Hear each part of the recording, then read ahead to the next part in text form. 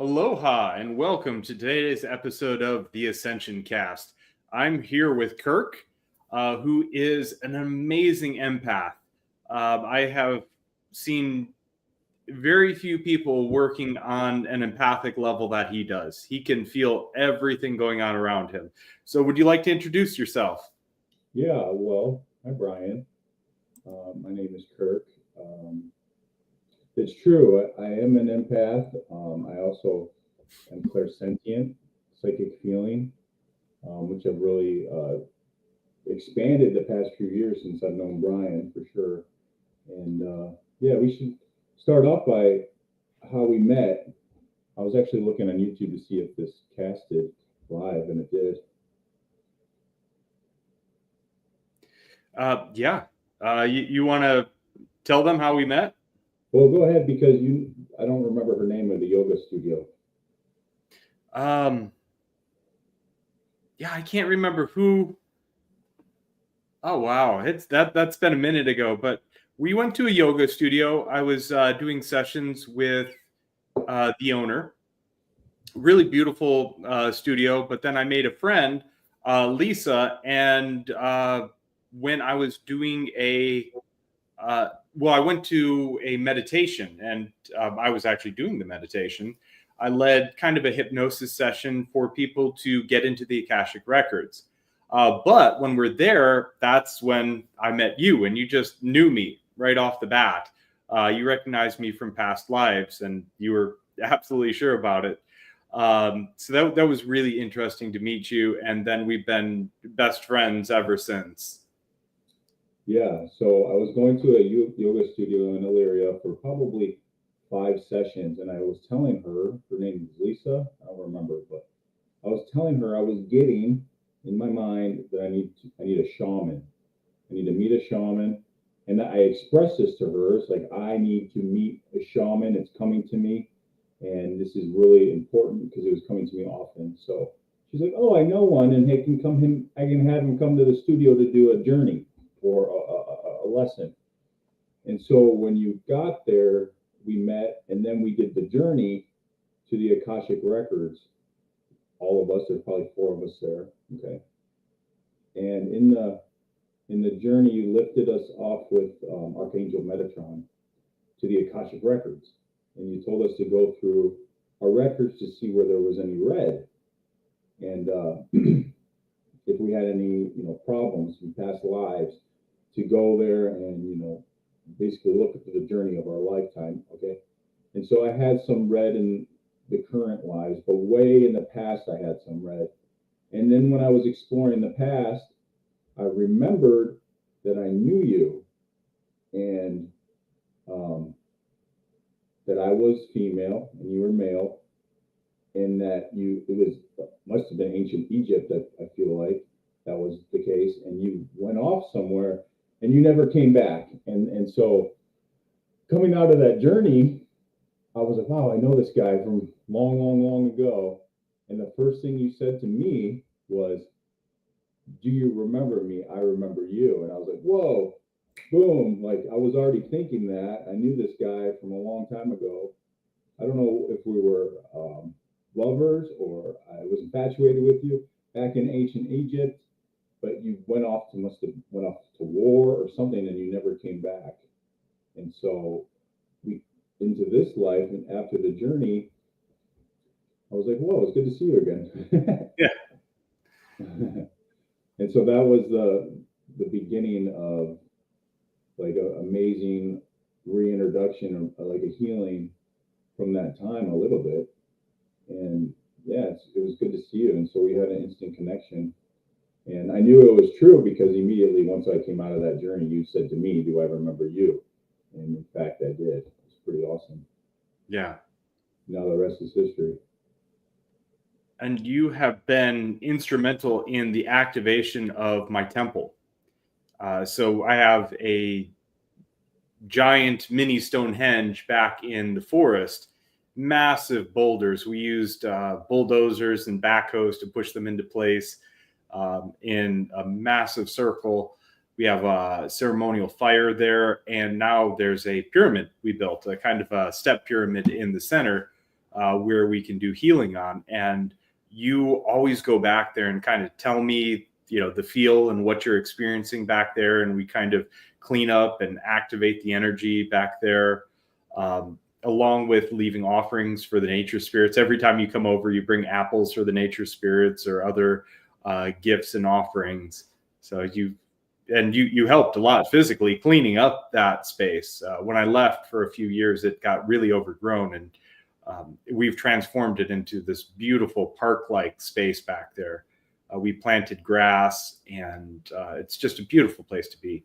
It's one of my favorite places in Northern Ohio to be. Yeah.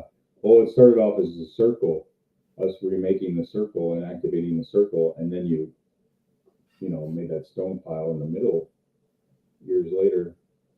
But that's an interesting thing to talk about is when we were doing that, I was getting that we needed to create, like, I guess, a spiritual vortex of light that comes through the circle to heal the earth.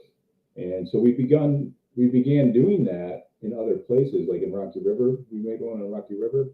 And, yeah. In my backyard in Oberlin, Ohio, at my old house. And so I was getting that we had to make all these circles, and I guess you could call them grids, to create more grids. And then I was telling you in your journeys to create grids wherever you went, Australia and Hawaii. And so I think that was really important. And a lot of the fun work we did, as beginning of a friendship, that's pretty cool. Yeah. And you've been there. We need to do a new one at this house, my new house. Yeah. We need to go over there and build a sacred site over at your new house. It's just beautiful where you're at. An amazing log cabin.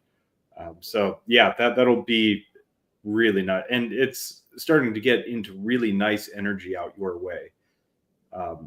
The energy up this way is a little bit stagnant, but as you go south and get more out into the remote country where you're at, it's really nice and fresh energy out there. Yeah, let's talk about that. Why is that in Ohio? I've heard a lot of explanations for that. There's, of course, the NASA bases and the underground bases here. We have NASA Plumbrook, and I'm sitting right on top of, right in the center between the two bases at Cleveland Hopkins and also NASA Plumbrook, which are probably connected by maglev tunnels. So I'm right on top of their maglev tunnels where I'm at. So that brings some interesting energies. In fact, the Area 51 crash from Roswell, or not Area 51, the Roswell crash was brought to Wright-Patt Air Force Base. And I've heard that components have been brought up to the Cleveland NASA, or at Cleveland Hopkins Airport, the NASA base there. One of the interesting technologies that was brought up here and worked on, at least in Wright-Patt Air Force Base down in Dayton, is the telepathic chair. So when you sit in this chair, I've heard different explanations, but there's nerve bundles right on the back of your shoulders where all these nerve bundles cross. So then when you sit into it, there's almost like two nubs that when you lean into it, it interfaces with your nervous system. So then you can telepathically control these craft or other technologies now. So that technology kind of gave rise to a lot in the projects. Not that it's been out in the open or in the mainstream knowledge, but there's some really interesting technology that was brought back and discovered in that crash. Native American sites that were demolished in Northeast Ohio. And I was actually talking about this today, that Ohio has been a dumping ground for chemicals for a long time, and it continues to this day. Oh yeah, chemical dump. I mean, the Cuyahoga River caught on fire. Yeah, what's that? Was it 1969? Yeah. I don't know the exact date, but it was by the 70s. Around the 70s, the river caught fire. And I think multiple times. Right. So you have to be dumping a lot of toxic garbage into a water source for it to be able to catch fire.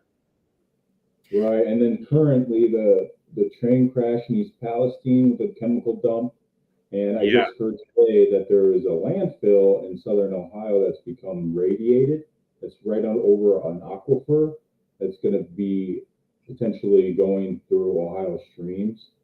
And it's just like Ohio's been just has been assaulted with all this stuff. So I feel like that's partially why the energy is the way it is. But and what I would like to do, and this part of the work we were doing, is clearing that energy and cleaning it up and like making Ohio like more high vibration again. And we were doing that work, to start it. Another aspect is that there were massive civilizations here, the mound builders. And then after the mound builders, there was a whole nother civilization. So they don't really talk about these eras of civilization. They say they came across the Bering Land Strait, people from Asia and Siberia, and then they populated the American continent. But they don't talk about the red-headed giants that were already here, that had built megalithic structures, that built massive mound complexes. And if you go to Newark, Ohio, it's very evident.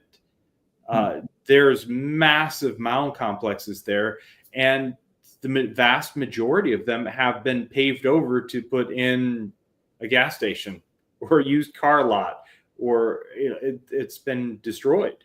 And even up in northern Ohio, there's a mound that's now a cemetery in Avon, right at the corner of 83 and I believe Detroit Road. And they're talking about, well, we don't really know if it was a native mound. The native buried their dead there before the settlers buried their dead on top of the natives. But we don't know if it was actually a native mound. Well, they used it, and it was a mound. It was a primarily flat area except for that mound. So chances are they built it up to use it as a ceremonial burial site.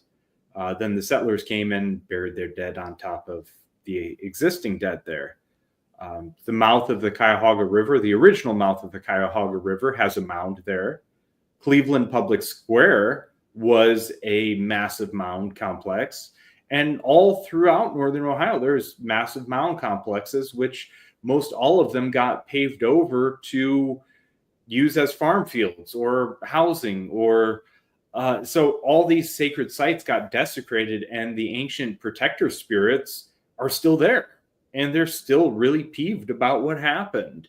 If you go back in the forest, you can feel that. And when I first got here, before I started working with the spirits of the land and working to heal the land, you would feel that energy. There's these entities behind, almost seemed like every tree. And you could just sense it. People that are uninitiated or not really spiritual could sense it. I've taken multiple friends back there, and they're like, what is going on? What's there? I'm like, what are you experiencing? Not trying to lead them on or give them like, oh, do you see the entity there? Oh, yeah. So trying to just come from a place of neutrality. Well, what are you seeing? And they would describe the same experience, these shadowy figures standing behind every tree. It could be 95 degrees, 100% humidity, and then all of a sudden you just feel this icy cold feeling all around you, and you just wanted to get out of there. And if you tapped into the energy, it was that energy that you just wanted to cry, scream, or kill someone. It was anger that deep, that angry. So we've done a lot to offer peace offerings and try and get forgiveness for what happened.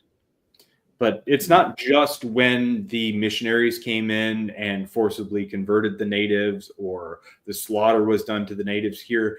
It goes back far beyond the early times, the 1800s, the 1700s. There were nations that the red-headed giants that built these mound complexes, 7 to 12 foot and up red-headed giants that they dig up out of the mountains.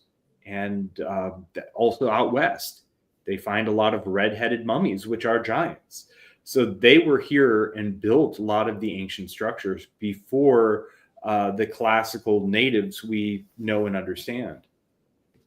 Yeah, that's part of the interesting thing about our relationship is we would go into the woods to create these grids, and I would sense those spirits, and you would like push them off. You know, we have an interesting relationship where I can feel things, either spirits or high dimensional beings. One time, in your stone circle, a high dimensional being came down and was telling me how to heal Brian from, I don't know, a stomach ache or something, and you just had to stand in a spot, and it was working on you. So it's fascinating stuff. That, like, interesting thing about Brian is everything that even sounds wacky is, I've learned, is comes true or is real. Yeah, I have a different understanding and awareness of most everything. And It's yeah, claircognizance, really. Claircognizance is part of that, like a psychic yeah, knowledge. Yeah. I just know things. And from my experience and talking to natives from many, many different traditions all around the world, talking to many empaths and military remote viewers, I have formed a lot of opinions and understandings and perception of things that most people don't even begin to even think about. So I might sound crazy to some people. Like a lot of things I've told you throughout the years, you thought I was crazy, and then everything just started happening. Right. Yeah, well, that's what I've learned. Even if it sounds a little out there, it's usually come to be right. Even I was skeptical about your stone circle putting the rocks in the middle to create a temple. I was a little skeptical about that, and I was like, well, we made this beautiful stone circle, and then you're piling up rocks in the middle, and then you told me why, and I've come to like, okay, then that was the right thing to do, even though it sounded unbelievable at first.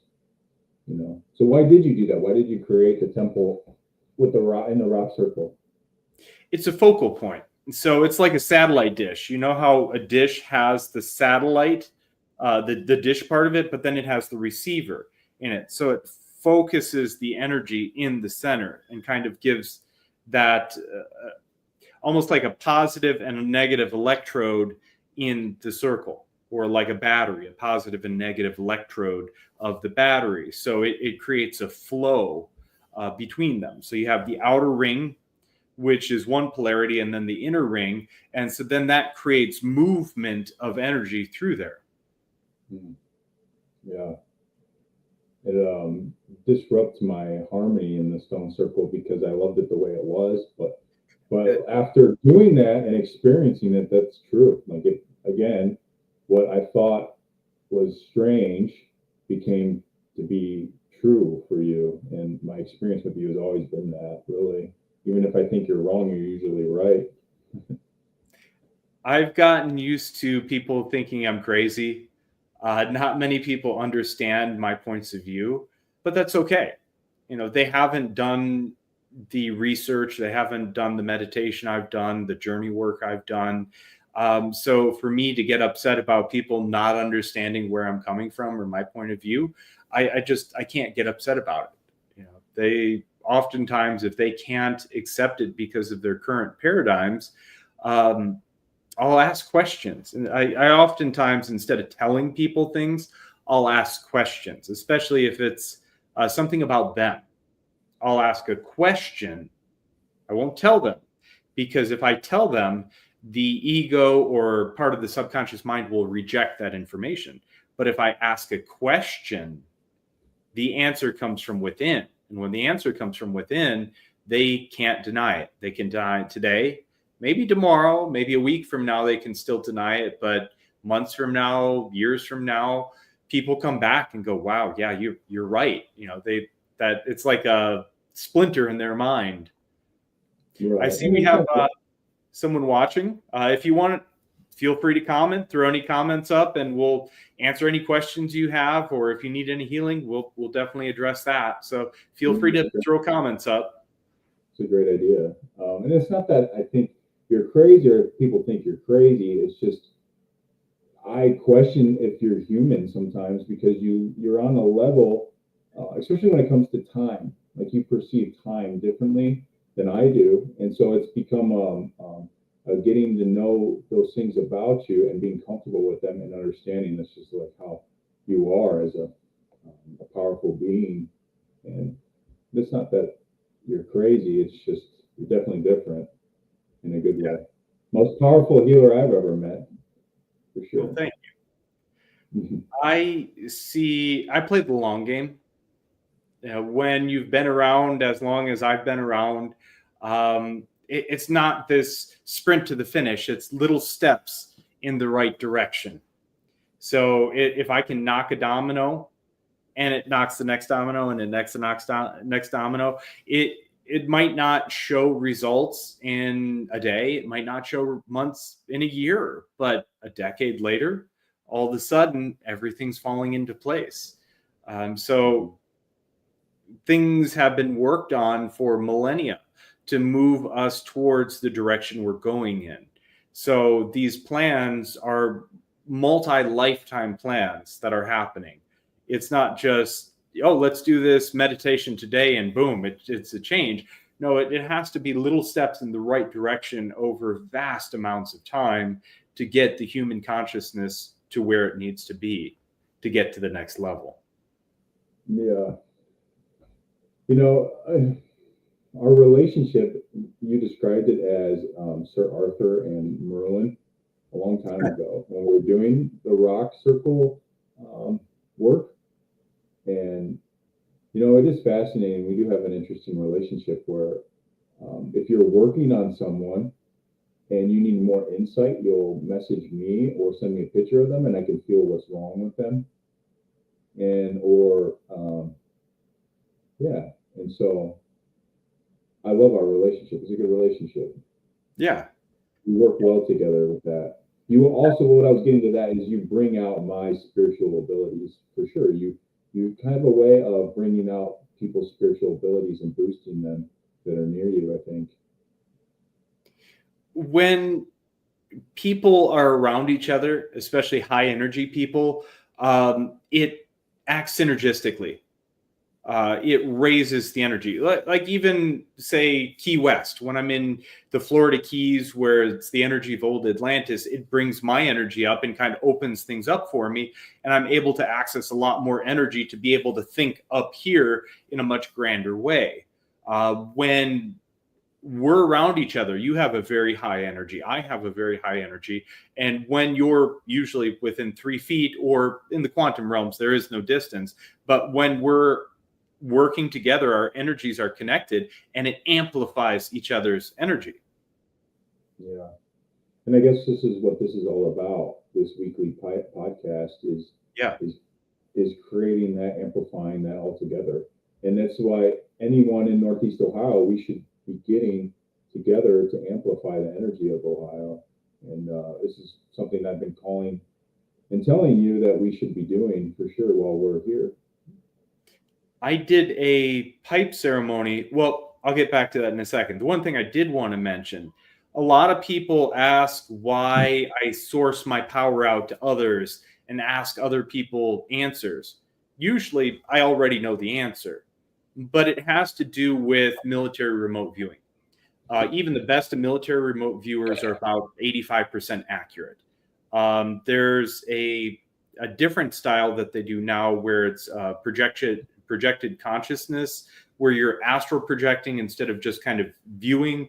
That's a whole different technique, and that's more accurate. But just as far as like military psychics or remote viewers, they're 85% accurate alone. But now when you get multiples, you can get that percentage up past 100% accuracy. So when you have multiple people, so if I know something, I want to make sure that it is not just noise or delusion. So oftentimes I have a team full of people that I can source out questions to. You know, if I get something and I want confirmation, I'll reach out to you. I go, what do you get? I'll reach out to some of my other contacts and see what they get. And if everybody's saying the same thing, I can be very certain that that information is extraordinarily accurate. Yeah. So I did a pipe ceremony. I went out into the yard barefoot And I have a native medicine pipe that was gifted to me. I used a combination of tobacco, sage, and bearberry, a very common traditional pipe blend, also known as like kinnikinnick, which just means mixed.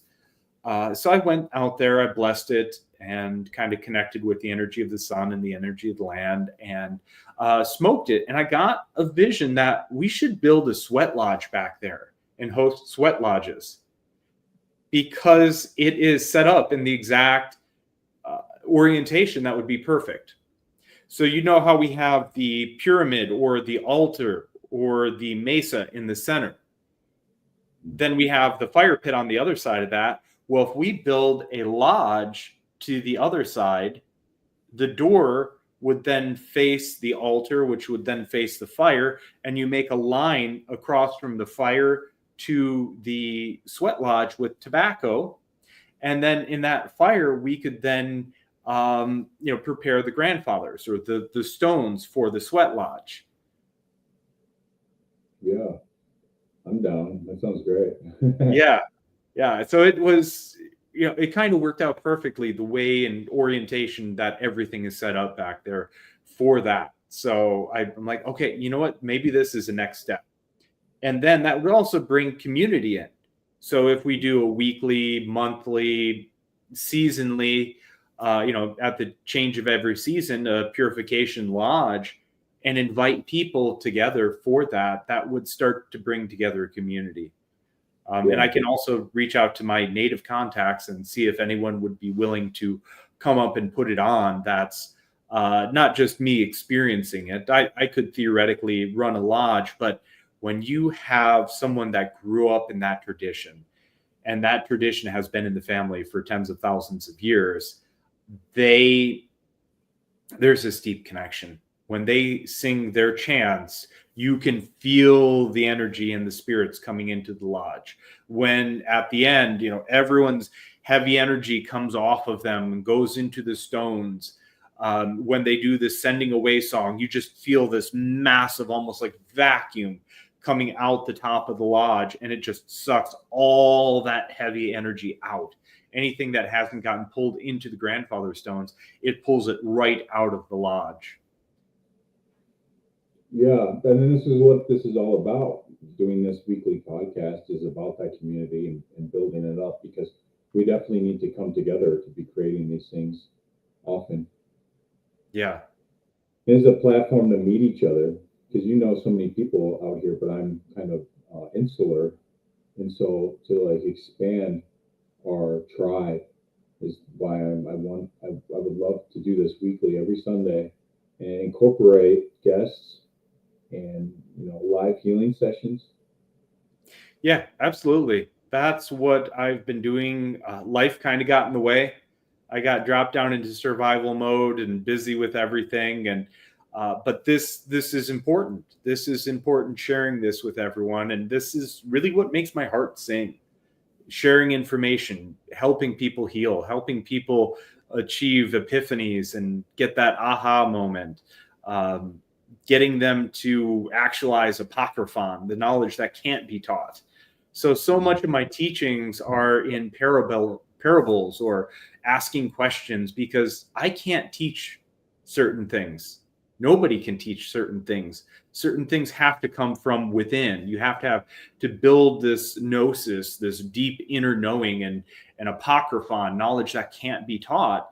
You have to experience. So a huge part of my practice is creating that experience for people to attain those unattainable things. When I was setting an intention to talk about today, what came up is guilt and regret. And so we should talk a little about of letting go, since we're on the subject of healing, talking about letting go of guilt and regret. Because firstly, for me, that's sharing what that is, like letting it out, being honest and open about what it is the first part. And that's really coming up for me lately, is a need to do that. So let's talk about guilt and regret and how to let it go, since we're on the subject of healing. Absolutely. We can go into that next. Yeah. So if you want your idea, let's run with it. Go ahead. Well, just the beginning, like the beginning of it is having someone, and then you are that for me, is having someone I can be 100% honest with about regrets of the past and guilt and letting that go. Having someone in my life that I can 100% say anything to is part of that. It's the first stage of that. And yeah, I mean, it's like having, because a problem shared is a problem cut in half. Yeah. Yeah. So I always try and come from a place of complete understanding. Or compassion, let's say. I come from a place of compassion and non-judgment. I will analyze your situation. I will point out where you've screwed up and how you can fix it, but not from a judgmental standpoint, but a critical standpoint where I'm analyzing what's going on. He who is without sin cast the first stone. So nobody's without sin. Nobody has made no mistakes in their life. And that's really, when I joined the Marine Corps, I was trying to be Captain America and live in this righteous, upright way and trying to be perfect. But that's such an unrealistic expectation. So I've realized I don't have to hold myself up to being the hero. I've realized I'm more of the anti-hero. I get results and I'm always working to do things for the right reasons and giving yourself permission to fail. Like I failed a lot, but not for lack of trying. I've tried a lot of times. And a lot of people will fail because they've never tried, because they don't give themselves permission to fail. So right off the bat, they're just going to fail. Right. Well, what's coming up for me a lot about guilt and regret is I can sense that I'm creating energetic cords or ethereal cords to the people, places, or things that I have regret on. I can sense that I'm latching out energetically to create a cord with this person, and no matter how many times I cut it, it keeps coming up, keeps wanting to latch on, and I know it's coming from me because I'm the one with the regret and the shame and the guilt. And so, what can someone do besides just keep cutting those cords, and communicate, letting it out verbally and cutting this cord? I mean, what can I do besides just cutting this cord that I have?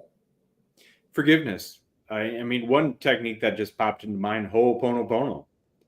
I love you. Thank you. Please forgive me. I forgive you. Thank you. So if you go through, Ho'oponopono holds a lot of energy to dissolve those connections. But a lot of it is disciplining your mind.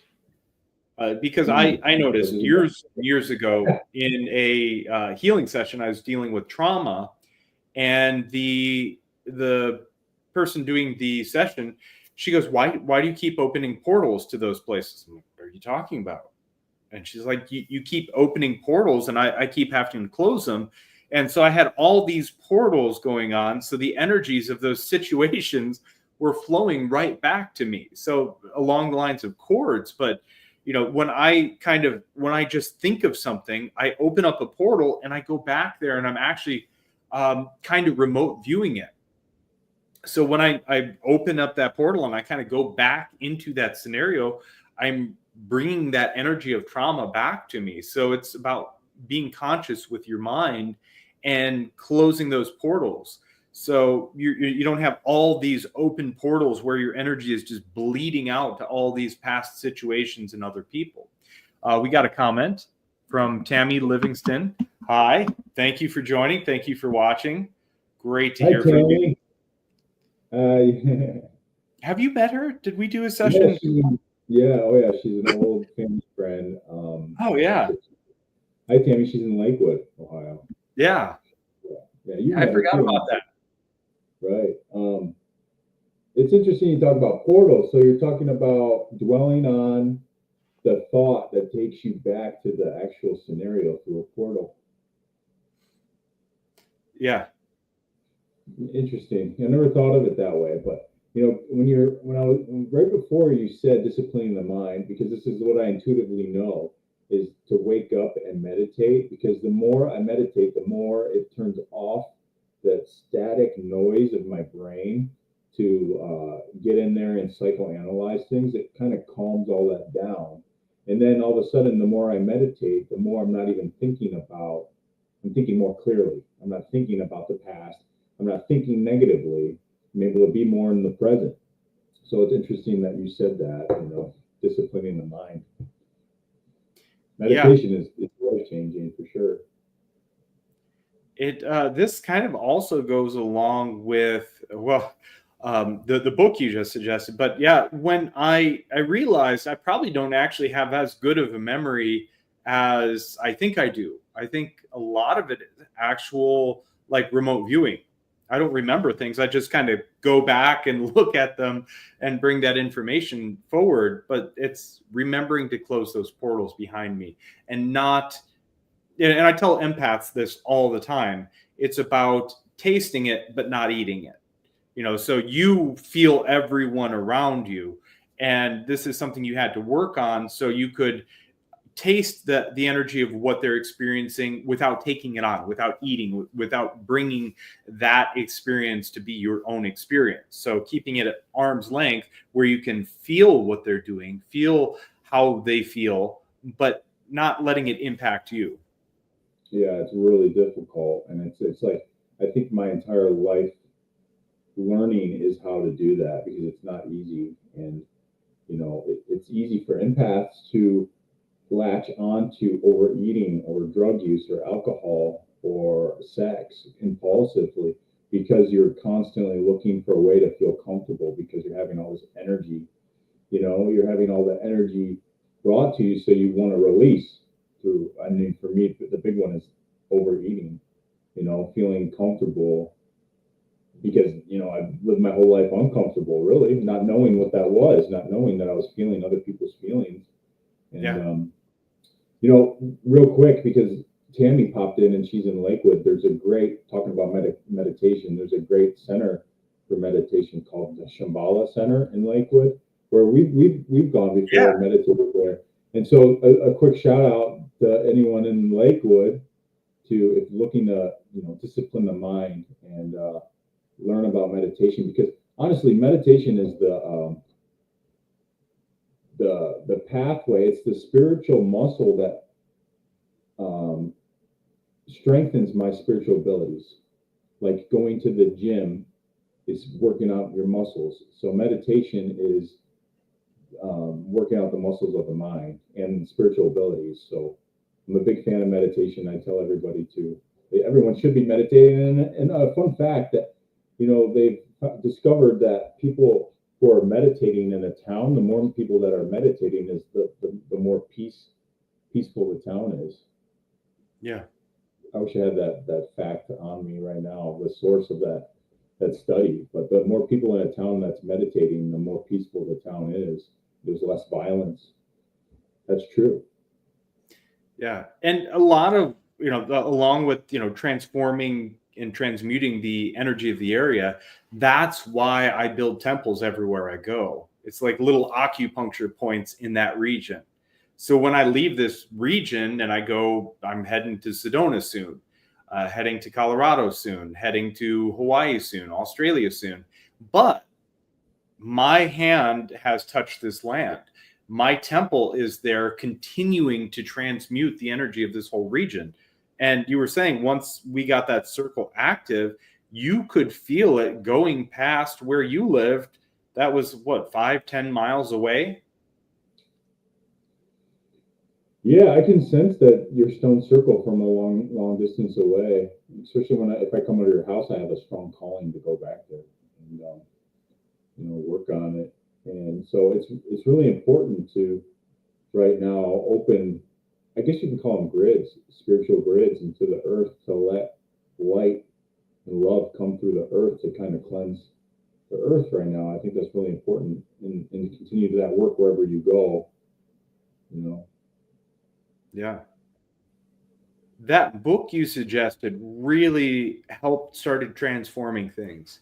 And it's information I've heard before, but it's hard to remember, especially when you're around a lot of people that can be negative, a lot of people that are stuck in victim mindset, and that's a lot of people here in Ohio because it is such a struggle.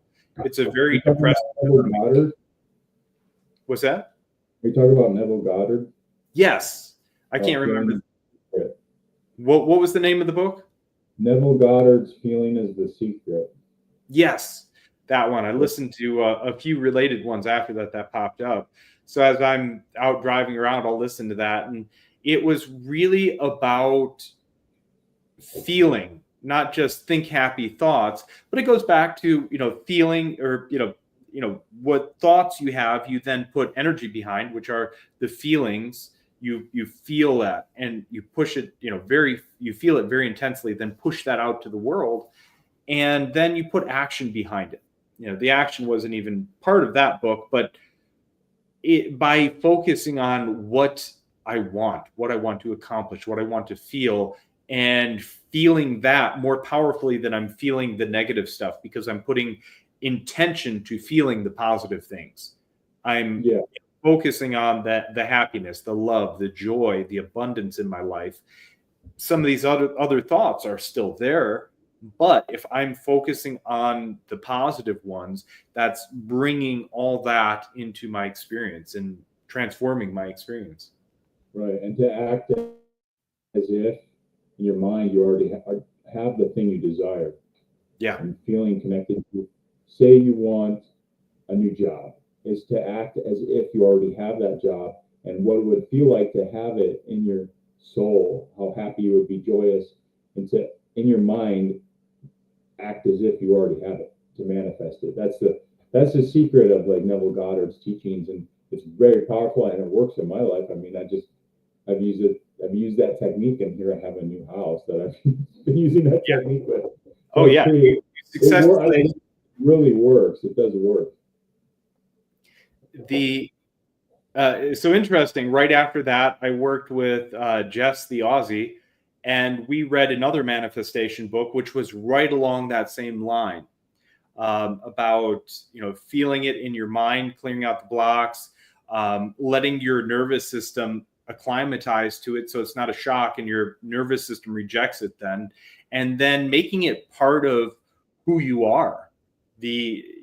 So instead of feeling like you're a screw up, feeling like you're successful and making that as part of your identity. And if you don't have the mental level, the nervous system, and your identity level, if you don't have all those in line, it's not going to happen. It's going to be rejected on the subconscious level on some level. Right, because our thoughts create form. There's a Neville Goddard quote from that book, and he says that the world and everything within it is man's conditioned consciousness objectified, which means we create form with our thoughts. And I love that quote. It's been an interesting set of synchronicities. So I was sent a video, I think Jess the Aussie actually sent me it, of Aboriginals in Australia talking about how there's no difference between the spiritual realm and the physical realm. There's no barriers. It's all one. So what you do in your mind, it goes out to all levels. And then that book on manifestation we're reading, it talked about shifting your perception. So all of this in the multiverse, all of these timelines are happening concurrently. And it's just where our subconscious mind is focusing on. So right now we're on this timeline, but that timeline's happening, that timeline's happening, that timeline's happening. And it's so you can timeline jump just by shifting your consciousness and awareness to these other timelines. And then Frank did a journey. I don't know if you've met Frank or not, but Frank did a journey, and he got this information that, hey, it's all happening right here, and it's just where our focus is being put. So it was all this amazing synchronicity to come together to go, okay, now I see the path forward, and kind of have refined some techniques to help people with that. And I'm working on hypnosis to kind of get the mental body, the nervous system, and the self-identity lined up in people so they can tune into the reality that they choose. Well, they are choosing a reality right now, but oftentimes it's not the positive reality. It's not the positive timeline. You know, what was coming to me right now is because we're going to do this weekly, but to expand on that, we should also, I would like to do talking about that, like a distance healing through this. Maybe we can rotate it one day a week. I do a distance healing for those who are watching these videos, and then you do a distance healing. You know, I think that'd be great to expand on this. Absolutely. Talking about there's no distance, you know. And if anyone's watching, if you need any healing or advice or questions, feel free to throw it up in the comments. We can address it and try and do some healing for you. Yeah. Yeah, it's very fun. It's actually pretty fun. Yeah. I would love to. And it's, I love it because it's like a puzzle, trying to help people achieve their goals. It's like a puzzle. You have to try and figure out how to put all the pieces together to get the end result you want. And it kind of goes back to the Peruvian tradition called Pugliai, which means divine play. So many traditions, the spiritual realms are very somber, very serious. You have to take it serious. You almost have to, I don't want to say just have a stick up your butt, and it's very serious and it has to be done this way. And that they talk about the levels of the priesthood in the Peruvian tradition, the tradition of the Q'ero, or what most people know as the Inca. But the Inca was just the one who glowed the brightest, the ruler of the Q'ero people. But they talked about, I kind of lost that train of thought. The levels of the priesthood. So you have, the Pampa Messiah, or the lower priesthood, and they work through ceremony. They have work to perfect the ceremony and do it exactly right. And then if a candle knocks over, a feather blows away, the incense is blowing over a certain item on the mesa, they glean information through that. And the lower mesa is kind of coming more from a lower level of consciousness, like the third level of consciousness, where it's kind of a fear-based system. And they have to do it right to appease the nature spirits, or they will be angry. Not always. That's a rough generalization. But when you come up to the Alto Messiah, the high priesthood, or the Kurek al Kuyak, the great digester of coca, which is like the royal priesthood, you don't have to do anything correctly. There is no correctly. You show up, and it's the intention behind it. You have all the knowledge of the lower priesthood, but if the candle in the ceremony blows out or falls over, or you don't say something quite right, or you jumble it out of order, you're not going to feel like, they're going to smite you for doing it incorrectly. It's a very different experience. So, and the Pugliai, the divine play, it's a game. Have fun. So many people in my life have like, you don't take anything seriously. I'm like, no, I don't. It's all a game. We're just here for the experience. We're here along this path to have an experience and help other people raise their level of experience. And it's a game. It's fun. If you get too caught up in the seriousness of it, you're going to lose your passion. But by having that childlike wonder and awe about everything, when I travel, I try and have these fresh eyes, this childlike wonder. And as I'm going through and doors open up, I just say, yes, please. It's a huge manifestation technique. It's just an opportunity presents itself. Yes, please. Yeah. It's just, yes, please, or yes, please, or what else is possible. Yeah. Even if you have an experience that's bad, what else is possible? That's what I do, or a good experience. What else is possible? Yeah. And, or how does it get any better than this? And by asking that, the universal answer. You're talking about taking things so seriously. An issue I have is worrying. I worry so much about things, and and outcomes of things. And then I've just come to a place just from talking to my dad. My dad is like, why do you worry so much? Everything works out. I'm like, oh, okay. It's true that everything changes, life changes, things change, and the worry always works out in the end. So is that a failure of having faith or what? Because things are going to work out no matter what. So why worry to begin with? Why stress about something that's going to work out in the end? The universe has a solution for every problem the moment the problem arises. So why would I worry myself to death trying to get in the middle of an outcome when it's going to work out in the end anyway? I found this amazing adage and a very huge, powerful realization for me. And it came actually in scuba class. Yeah, scuba diving. They said if you get caught up in the coral or you get a rope wrapped around you, they say stop, don't panic. Do you have air to breathe? Look at your air gauge. Do you have air to breathe? Then you're okay. So it's not, worrying about something that's going to happen. You have air to breathe, you're okay. So oftentimes, people worry, which is anxiety. Worrying and anxiety is, worrying about things that haven't come yet to pass. So if you stop and go, okay, do I have air to breathe? In other words, do I have a roof over my head? Do I have food to eat? Do I have gas to put in my fuel tank? Am I okay? Am I warm? Am I freezing to death out in the cold?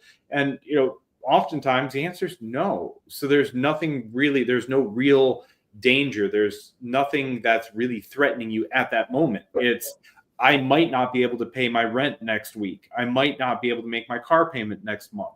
I might not be able to pay my phone bill. So it's these things that might come to pass. And if you take the proper steps, you can work to prevent those. So there's nothing to worry about. And depression is, lamenting over things of the past that you can't change.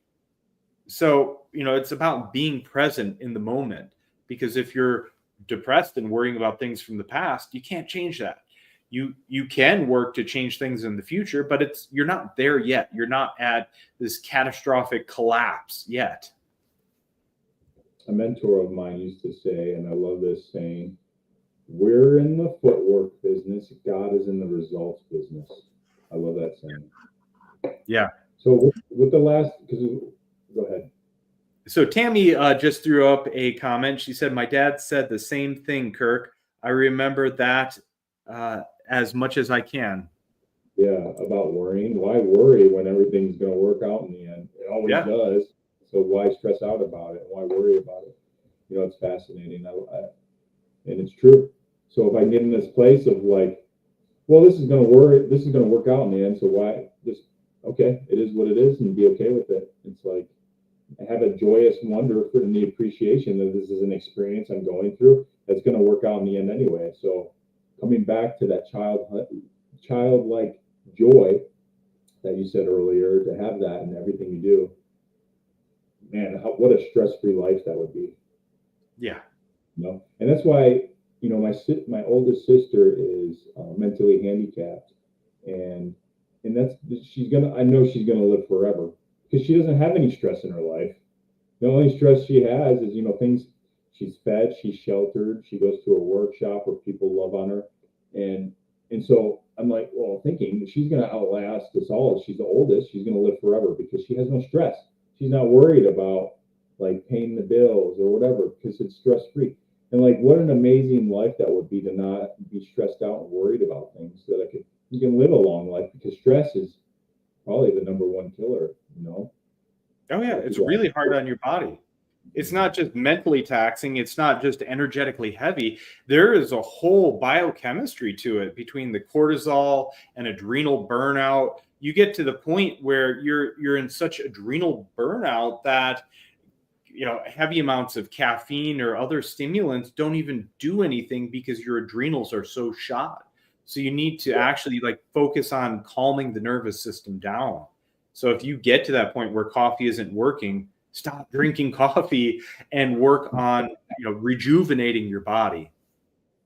Yeah, Brian will make you some matcha green tea. Yeah. It's good stuff. He makes good Oh, stuff. Well, it's almost been an hour, and I think we should limit these talks to an hour. How do you feel about that? Yeah, I was going to say something similar, but unfortunately, we haven't even gotten to the topic I wanted to talk about, which is the Schuman resonance being off the charts. I've gotten told, yesterday or the day before, a few friends sent me pictures of the Schuman resonance, and it's just unprecedented how high it is. And so many people are tired, so many people are stressed out, so many people are going through all these changes that they're probably unaware of, along with a very powerful new moon cycle. What are you experiencing? Well, first of all, for those who don't know, explain what you're talking about, the Schumann resonance. What is that? What's that? For those who don't know, why don't you explain first what is Schumann resonance? What are you talking about there? So the Schumann resonance is the baseline vibration for the planet. Tammy just sent a comment. She said, you guys should do this again. Well, yeah, absolutely. We're going to try and make this a weekly thing. Yeah, every Sunday, I think it would be good. So the Schumann resonance is the baseline vibration for the planet. It used to be like 3 to 4, then it jumped up to 7 to 8, and then 36, and then it just kept going up until it got into the hundreds, and now I don't even know the number. I mean, it goes up and down. It's not a straight line up, but it fluctuates. But the sun is putting out more energy. And they talk about the great solar flash that's going to happen. We've been experiencing massive flashes from the sun that are just going to continue to build higher and higher and higher. So when the heat lamp is turned up, whatever is shining on, the heat lamp is shining on is also going to heat up. So as the energy coming off the sun is intensifying, the Earth's energy is raising and the vibration is getting higher. And the tide raises all boats. So if you're standing on this rock, which is getting hotter, so imagine I drop you in Antarctica without a coat on or anything, and the vibration is low. Temperature is just the average kinetic energy. So imagine a very low energy environment. What's going to happen? You're going to cool off really quick. It's going to suck the energy right out of you. Now, say you're in the middle of the Sahara with the sun beating down on you. What's going to happen? You're going to get really hot because you're getting a lot of kinetic energy added into the system. So think outside, use the temperature as kind of an example, and then look at the energy of the Earth. As the sun is causing the energy of the Earth to increase and the vibration to rise, everyone standing on that rock, their vibration is raising. So the tide raises all boats. And as their vibration raises, their level of consciousness raises. So the fact that we can talk about these spiritual topics, we can talk about entities, we can talk about psychic phenomena a decade, 2 decades ago, they would have thought we're crazy and locked us up in a padded room. But now that the level of consciousness, people, on the news, they're talking about UFOs. People are talking about chemtrails. People are talking about so many of these topics that used to be taboo. They're talking about spirituality, and people are now seeking real answers. They're going, well, okay, it seems in these mainstream religions, there's been some details that have been left out. In fact, in the Christian Bible, over 60% of the books were redacted out in the Council of Nicaea. So 60% of all those teachings were removed. So how about the other books that have been around for hundreds and thousands of years? What else has been? In fact, I was talking to Frank about this. Back in the day, the very secret esoteric information wasn't even written down. It was spread orally inside these secret traditions. So the fact that that is starting to kind of transmute out to the lay people or the standard population, it's really amazing. So as everyone's level of consciousness comes up, we have a collective human consciousness on this planet. So everyone's tapped in, which is similar to the 100th monkey syndrome. So you had 100 monkeys on this island. Well, you had an island with monkeys, and the monkeys found that by washing the yams or the sweet potatoes, they tasted better. So when 100 monkeys started doing that, that transferred across the psychic grid of the monkeys, and they started doing that on other islands, completely separated by water. They didn't see the other monkeys doing it, so just psychically it got transferred out. So as the vibration raises, the whole human collective consciousness raises, and then we can start talking about these topics that were taboo a decade or two ago. Where I can see that happening in reality today is because this has been on my mind probably the past 2 years, and I haven't really said it out loud, except for a few friends, is our taxes in the United States and why we get taxed on overtime. And I was thinking, man, it would be so great if people didn't get taxed on overtime. And now you come into the psyche that they're talking about getting rid of the taxes for overtime. And I'm like, oh, it's because so many people are talking about it and thinking about it. It's manifesting itself, hopefully, knock on wood, on the real plane. Well, they're unconstitutional, the taxes. It's not in the Constitution. The Constitution doesn't grant us freedoms. It limits the government. A lot of people have a lot of misunderstandings, intentionally so, because the government doesn't want you knowing that this is a country for the people, by the people.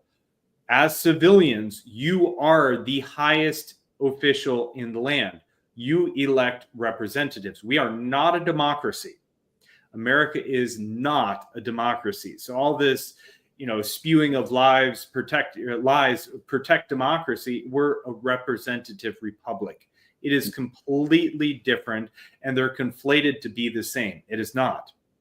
Yeah. The representative republic, you elect representatives to operate in an efficient manner for you. And it is to protect the interest of the vast majority. Whereas democracy, everybody's voice matters. Everybody needs to be heard. Now, everybody needs to be respected and taken care of.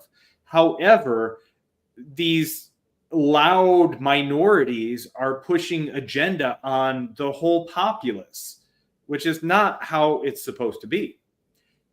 So there's so many things, but the Constitution has what's called enumerated powers for the federal government.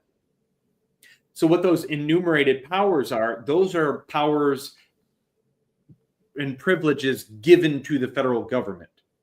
And if it's not in those enumerated powers, the federal government doesn't have the ability to do that, like regulate plants. Yeah, DEA, completely unconstitutional. ATF, the right to keep and bear arms shall not be infringed. What does the ATF do? They infringe upon those rights. And also, there is no enumerated power giving the executive branch the ability to create the ATF or FDA. Or you can go through all these three-letter organizations, which are all completely unconstitutional because those are not powers enumerated in the Constitution that give the federal government the power to do that. Right. Before we get too deep on that, we should say that for our next step. Yeah. Episode. Because I can tell you want to get deep with that, and we can, but we should keep this to an hour. And I think. Oh, yeah. So we're at an hour and 4 minutes now. Yeah. I think that would be a good discussion for next week. And not to get us turn our channel censored on the very first episode. Yeah. Well, I mean, everybody has talked about getting censored, and I haven't gotten censored yet. I've said a lot of controversial things, and they haven't censored me yet, luckily. But they have shadow banned me. Now, I'm hoping with everything going on and the push for freedom of speech, that's a right guaranteed by the Constitution, that's protected by the Constitution. You inherently have a right to free speech, and the Constitution guarantees that right. It protects that right. So hopefully that starts happening, and a lot of the censorship gets taken down, and now the message will be able to reach a lot more populace. whereas it was limited who saw it before. Now, hopefully we start reaching a larger population. Mm-hmm. And to heal the world, first we must heal within ourselves. And so how about this? I'm going to exit the screen and leave, and then you can end this with like a quick healing session if you want to do something verbal or what based on a topic that we did today, say guilt or remorse or letting go of shame. We should end this with you doing a healing. Is that all right? Yeah. Well, why don't you stay on and we'll get some feedback. So what are you feeling? Partially, I'm going to exit because I have to use the restroom. But I'll still. Okay. But I'm going to exit. But why don't you finish it out? So is that all right? Yeah, that sounds great. Well, namaste, aloha, so much love, and here's Brian. Let's close it out on a good healing session. I think yeah. Yeah. All right. Thanks for joining us. This is great. Love you, brother. Thank you. Love you too, brother. Okay. Thank you for everyone tuning in. This has been just an amazing experience. I don't want to make it too long so nobody has time to sit around for hours upon hours and hours watching videos. So we've talked about a lot. It's been some amazing topics. Kirk is just an amazing healer, amazing empath. So let's focus on being present in the center of the moment. So I'll just do a really quick meditation to help you ground. So if you're there, if you're watching, I'd like you to sit down, get comfortable, lay down, and just kind of focus on your breath and intentionally breathe.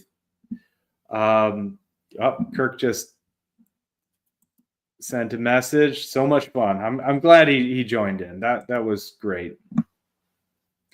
So, okay, I'd like you to get centered and just kind of stop and think. And one of the biggest thing is you'll have thoughts. Trying to attain empty awareness can be challenging.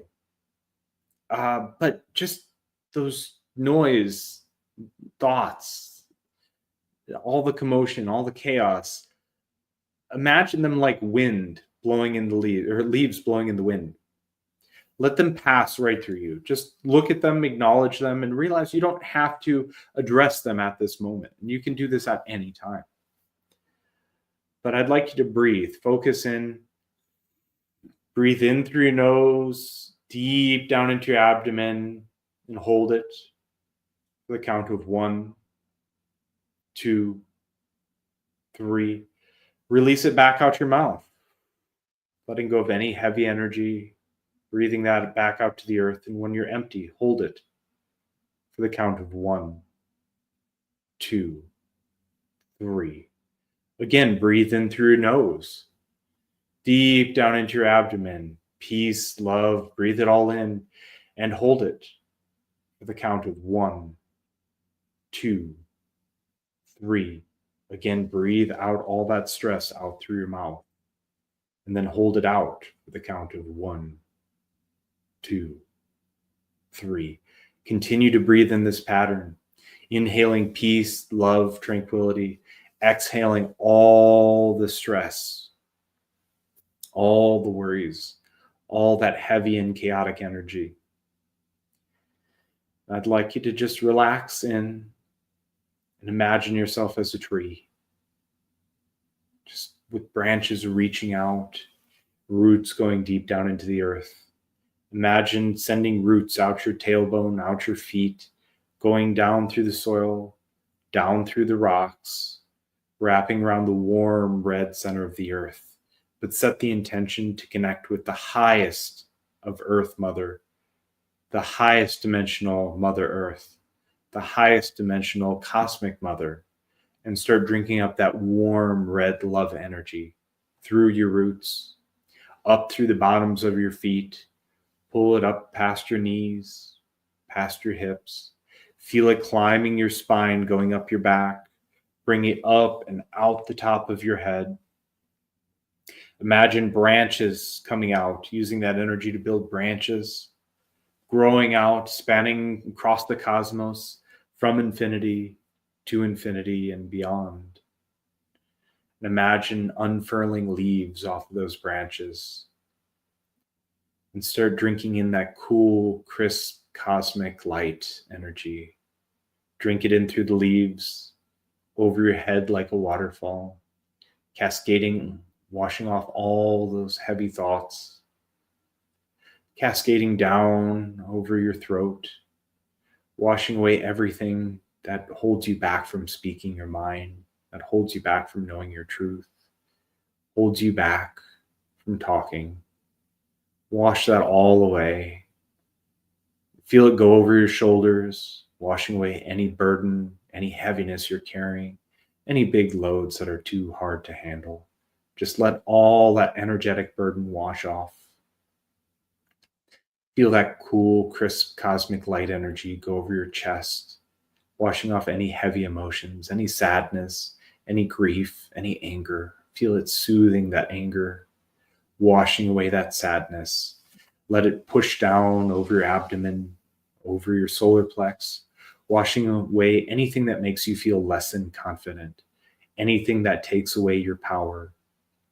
Continue letting that energy push down over your sacral chakra, washing away anything that holds you back from feeling joy, from passion, from creation, anything that holds you back. Let it wash that away. Let it wash over your root chakra, washing away any heaviness, any survival, any struggle, anything that just is holding you in that stressful survival state. Just wash it off. Let it go down your legs and out your feet. Give it back to Mother Earth so that she can recycle it and give it back, transmuted into love energy. Continue to pull that love energy up, concentrating it in your heart. Pull that light energy down and concentrate that in your heart. And let your heart start to glow and expand, bigger and bigger, more and more energy. And you feel that overflowing into your solar plex, making you feel powerful and confident. Let your heart overflow into your throat, giving you the power to speak your truth, to speak, to feel confident in conversing and telling what you feel, what you think about, sharing your light with the world. Let your solar plex overflow into your sacral, your place of creation, your place of joy, your place of happiness. Let that start filling up and expanding.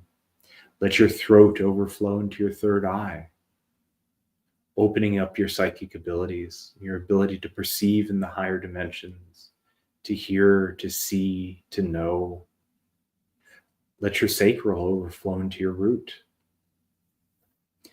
feeling that wash away all the heaviness, feeling that energy start filling up your root and building that strength, making you feel safe, supported, secure.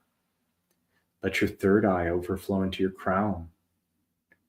Feel your crown opening up to the higher dimensions, being able to receive higher dimensional energy and information, healing. Let your root overflow into your grounding chakra between your feet, connecting you to the earth, grounding you in a very secure, powerful way so you can get more energy from the earth and ground off any heaviness you have. Feel your crown overflowing into your higher chakras, your soul star connecting you to your higher self, your divine gateway connecting you to source and divinity.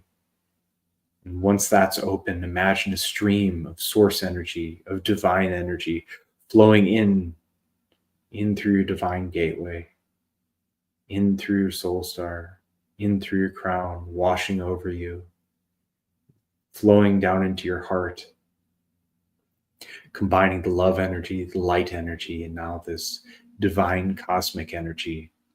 Let that expand and start to fill your whole chest, your whole torso,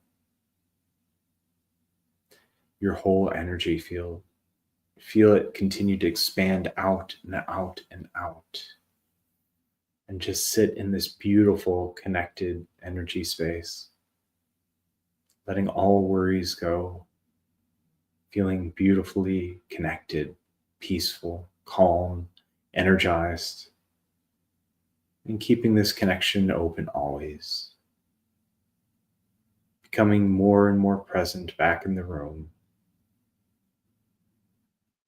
feeling your body, feeling the chair or the bed underneath of you. Take a breath in and reconnect with the world. Feel better, feel good, feel lighter. Feel your breath, feel that energy coming in. Okay, well, I will leave you with that. Thank you for joining. I hope you feel a little bit better after that, a little bit lighter after that, a little bit more connected after that. And if you'd like, feel free to reach out. I will get my website up and going. I will get a booking link, but Brian Daniel Edwards on Facebook or Instagram. So feel free to reach out, send me a message. And if you'd like a private session or would like to attend one of the workshops we have coming up, feel free to reach out. I look forward to working with you. Aloha. Thank you, everyone, for watching.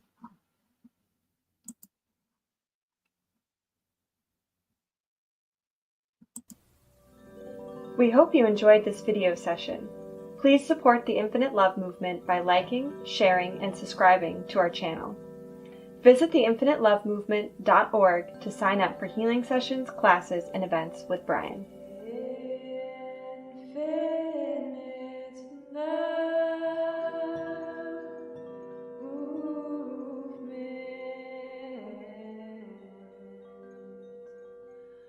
Find your healing.